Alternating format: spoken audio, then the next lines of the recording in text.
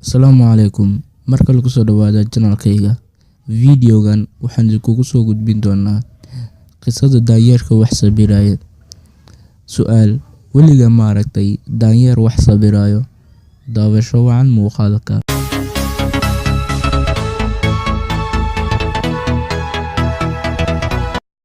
Waayaab, horaa Soomaali waxay ugu mahmahday nin adduunyo joogow maxaa aragti ku laaban.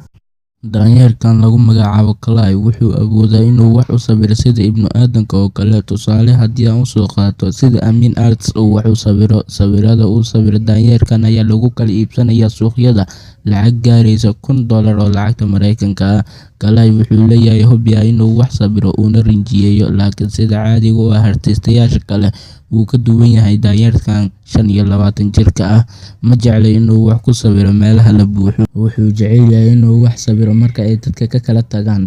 Kaliya waxaan tusaa wadada kadibna waan isaga tagaa. Markaan u soo laabto waxaan imaanayaa isagoo dhameeyay sawirista sawirka uu sabirayo.